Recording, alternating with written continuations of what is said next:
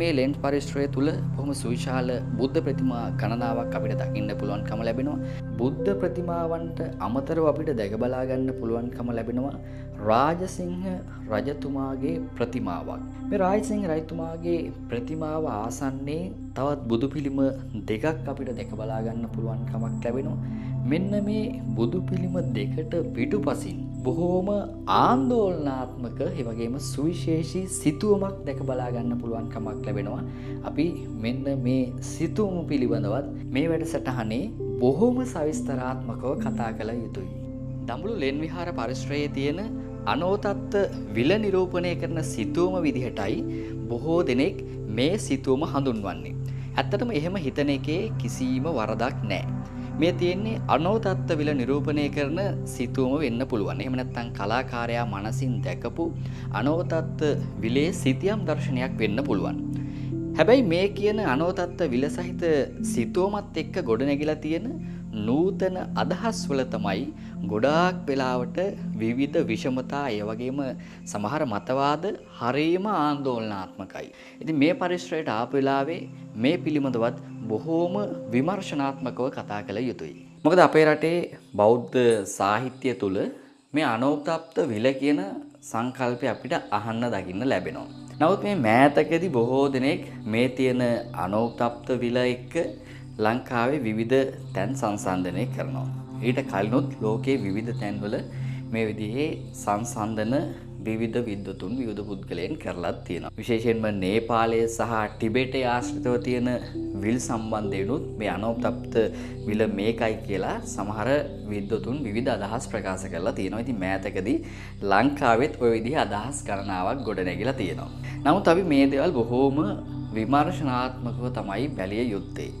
මේ නිරූපණය කරලා තියෙන්නේ අනෝතප්ත විල නම් මේක සාහිත්‍යමය කතන්දරයක්. ඔය අනෝතප්ත විල කියන එක ලියලා තියෙන්නේ යම්කිසි සාහිත්‍යකරුවෙක් ඔවුන් අහපු දැකපු ඒ වගේම ජනශ්‍රුතියේ සඳහන් වෙච්ච යම්කිසි කාරණා තමා මේ සාහිත්‍ය මූලාශ්‍රවල අඩංගු වෙලා තියෙන්නේ. ඇත්තටම එතන තියෙන්නේ නිර්මාණකරුවාගේ පරිකල්පනයක්.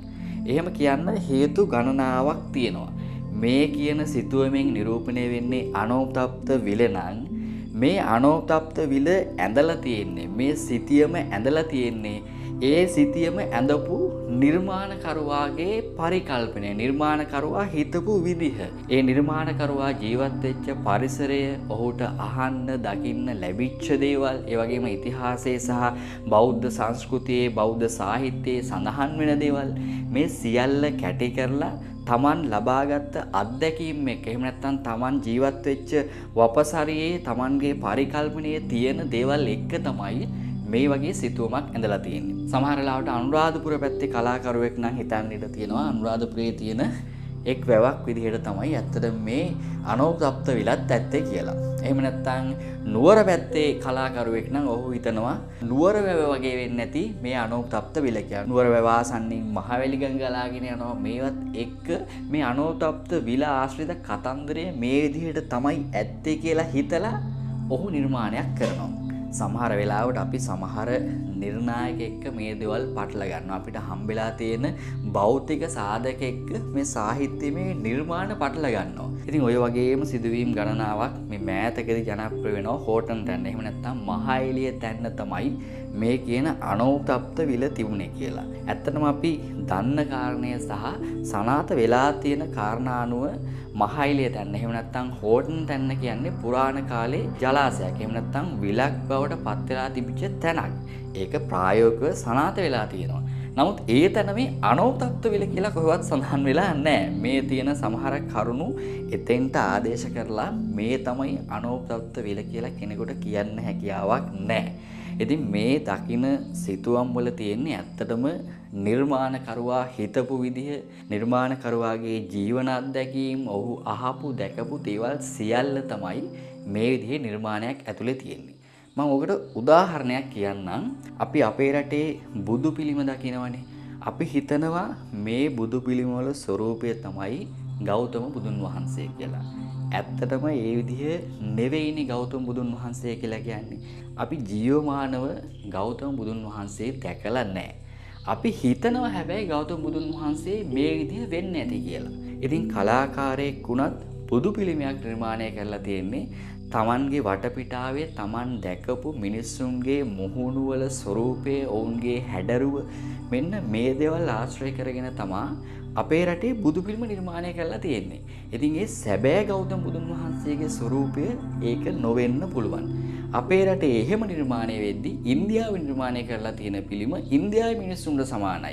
ඉතින් ජපානයේ නිර්මාණය කරලා තියෙන බුදු පිළිම ජපාන් මිනිස්සුන්ගේ මුහුණු වලට බොහෝ සෙයින් සමානයි. වියට්නාමේ නම් වියට්නාමේ මිනිස්සුන්ගේ ස්වරූපය, චීන නම් චීන මිනිස්සුන්ගේ ස්වරූපයෙන් තමයි බුදු පිළිම නිර්මාණය කරලා තියෙන්නේ. කොරියාවේ නම් කොරියාවේ මිනිස්සුන්ගේ මුහුණු වල ස්වරූපයෙන් තමයි බුදු පිළිම නිර්මාණය කරලා තියෙන්නේ. ඒ මිනිස්සු හිතනවා බුදුරජාණන් වහන්සේ මේ විදිහ වෙන්නේ නැති කියලා. ඉතින් ඕක සෑම රටකටම සාපේක්ෂ කාරණයක්. නමුත් ගෞතම බුදුන් වහන්සේ කියලා කියන්නේ සැබෑවටම මේ අපි දකින ප්‍රතිමාවල ස්වරූපය නෙවෙයි. මේ අපි දකින්නේ කලාකරුවා බුදුහාමුදුරුවෝ දැකපු විදිය.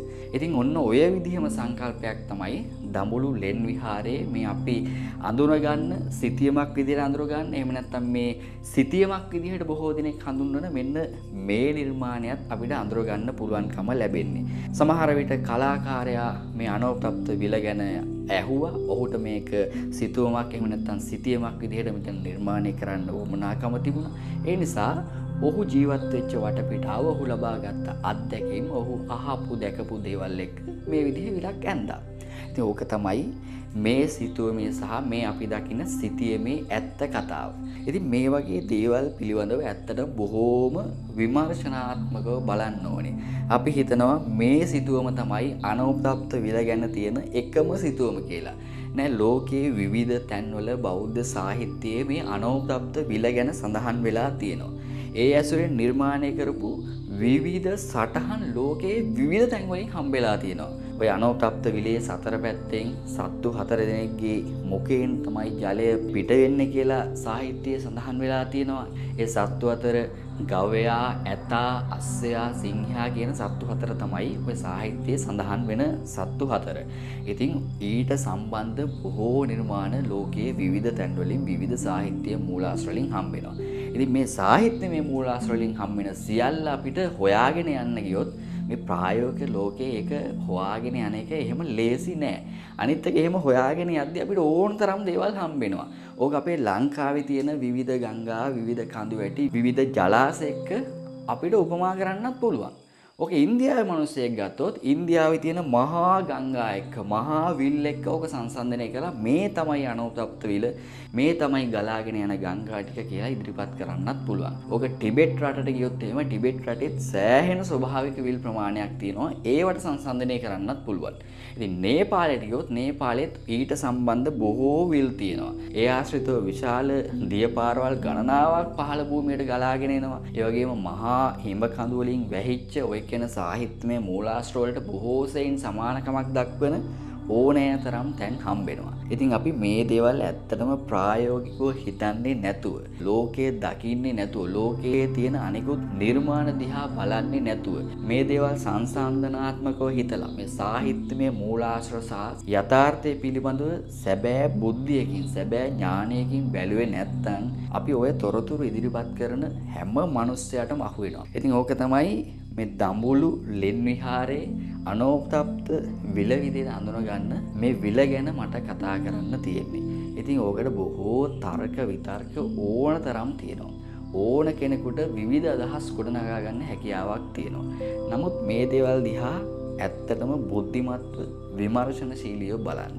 මොකද පුද්ගලයන් විශාල ප්‍රමාණයකට උවමනාව තියෙනවා මේ අපි දන්න සාහිත්‍යමය කරුණු, ඒ වගේම ගෞතම බුදුන් වහන්සේගේ උත්පත්තිය සම්බන්ධයෙන් විවිධ මතවාද ඇති කරන්න.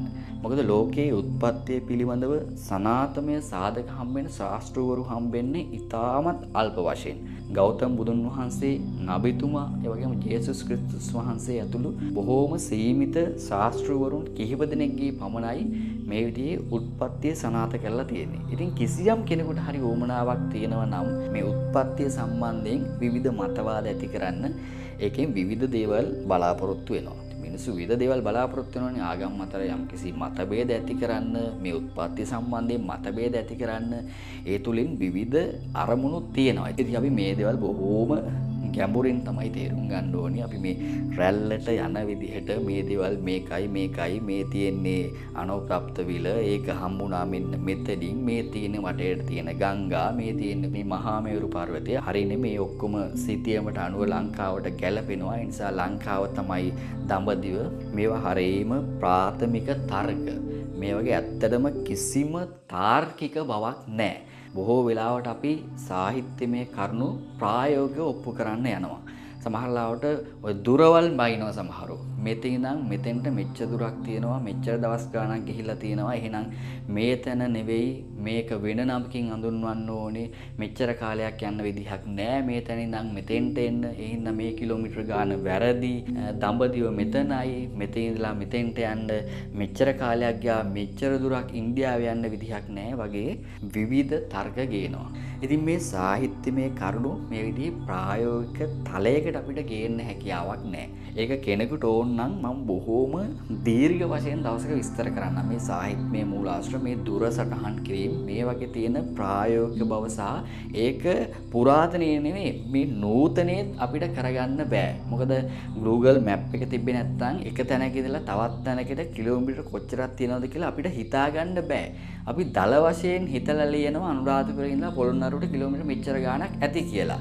නමුත් ඒක ඇත්තටම මැප් එකේ මැල්ල බැලුවොත් එහෙම ඇත්තටම ඊට වඩා වැඩි කිලෝමීටර ගාණක් වෙන්නත් පුළුවන් අඩු කිලෝමීටර ගාණක් වෙන්නත් පුළුවන්. ඒ නිසා සාහිත්‍යකරුවෙක් හිතලා ලියන එක මේ වර්තමානයේ Google Map එකකින් මැන්නට ඒ කරුණ නිවැරදිවම සනාථ වෙන්නේ නැහැ. මේ උත්පත්තිය සම්බන්ධයෙන් විවිධ මතවාද ඇති කිරීම ඇතුලේ තියෙන දේවල් මේවා හරීම ගැඹුරින් බොහොම විමර්ශනාත්මකව බැලිය යුතු කාරණා. ඒ ගැන නෙවෙයි අතනම අද මම කතා කරන්නේ. කොහොමවත් මේ දඹුල්ලේ ඇවිල්ලා මේ බොහෝ දෙනෙක් කතා කරන මේ සිතුවම එහෙම නැත්නම් අනෝතප්ත විල විදිහට හඳුන්ව ගන්න මේ සිතියම පිළිබඳව කතා කළ යුතු හින්දායි මම මේ මාතෘකාව කතා කරේ.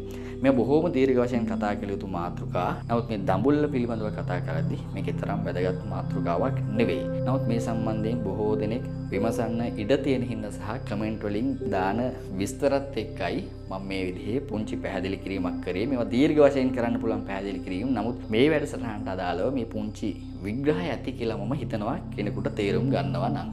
හරි ඉතින් කොහොම වුණත් අපි මේ කතාබහත් එක්ක මහා අලුත් විහාරය පහු කරගෙන ඊළඟ ලෙන් විහාරයට තමයි ප්‍රවිෂ්ඨ උනේ. මේ ලෙන් විහාරය හඳුන්වන්නේ පශ්චිම විහාරය විදිහට. මේ ලෙන් විහාර සංකීර්ණය තුලත් බුදු පිළිම වහන්සේලා ගණනාවක් අපිට දැක බලා ගන්න පුළුවන් කමක් ලැබෙනවා. මේ සියලු සිතුවම්, මූර්ති, ප්‍රතිමා මේවා ඉදිකිරීමේ ගෞරවය හිමි වෙන්නේ නීලගම සිත්තර පරම්පරාවට. ඉතින් මේ සිත්තරුන් විසින් කොයිම වෙලාවකවත් බුදු පිළිම වලට ඉහළින් මානව රූප සිතුවම් කරන්න කටයුතු කළා නැහැ. බුදු පිළිම වලට ඉහළින් අපිට දකින්න පුළුවන්කම ලැබෙන්නේ වියන් සිතුවම්, මල්කම්, ලියකම් ආදී විවිධ වියන් සිතුවම් පමණයි දැක බලා ගන්න පුළුවන් කමක් ලැබෙන්නේ. ඒකත් බොහෝම විශේෂ කාරණයක්. ඊට අමතරව මේ ලෙන් විහාරය තුල කුඩා චෛත්‍යයක් තියෙනවා. මේ චෛත්‍ය නිර්මාණය කළ බව පුරාතනයේ සඳහන් වෙන්නේ සෝමා දේවියගේ ආභරණ නිදන් කරලා. ඉතින් මේ පශ්චිම විහාරය කියලා කියන්නේ අනිත් ප්‍රධාන ලෙන් විහාර දෙකට සාපේක්ෂව කුඩා ලෙන් විහාරයක්. ඉතින් මේ ලෙන් විහාරය පහු කරගෙන අපි දඹුල්ල ලෙන් විහාර සංකීර්ණයේ තියෙන අවසාන ලෙන් විහාරය බලන්න තමයි මේ විදිහට යන්නේ. මේ ලෙන් විහාරය හඳුන්වන්නේ දෙවන අලුත් විහාරය විදිහට. මේ ලෙන් විහාරය තුල අපිට විශාල සැතපෙන බුද්ධ ප්‍රතිමා වහන්සේ නමක් දැක බලා ගන්න හැකියාවක් ලැබෙනවා. ඊට අමතරව තවත් බුද්ධ ප්‍රතිමා කිහිපයක් සහ සිතුවම් ගණනාවක් මේ ලෙන් විහාරය තුලත් අපිට දකින්න පුළුවන්කම ලැබෙනවා. ඉතින් මේ දඹුල්ල ලෙන් විහාර සංකීර්ණය පිළිබඳව මම වැඩසටහන් දෙකකින් කරුණු අරගෙන ආවා. තව බොහෝ දේවල් මේ පරිශ්‍රය තුල කතා කරන්න තියෙනවා. මගහැරුණු බොහෝ දේවලුත් තියෙනවා. ඒ වගේම මේ ආශ්‍රිත තව පොකුණු ගණනාවක් තියෙනවා. ඒ වගේම මේක විශාල ගල් පර්වතයක්. මේ විශාල ගල් පර්වතයේ බොහෝම පුංචි කොටසක තමයි මේ ලෙන් විහාර සංකීර්ණය පිහිටලා තියෙන්නේ. ඉතින් මේ හා බැඳිච්ච ඓතිහාසික, සමාජීය, ඒ වගේම ජනප්‍රවාද, මතවාද බොහෝමයක් ගොඩනැගිලා තියෙනවා. ඉතින් මේ විදිහේ වැඩසටහන් මාලාව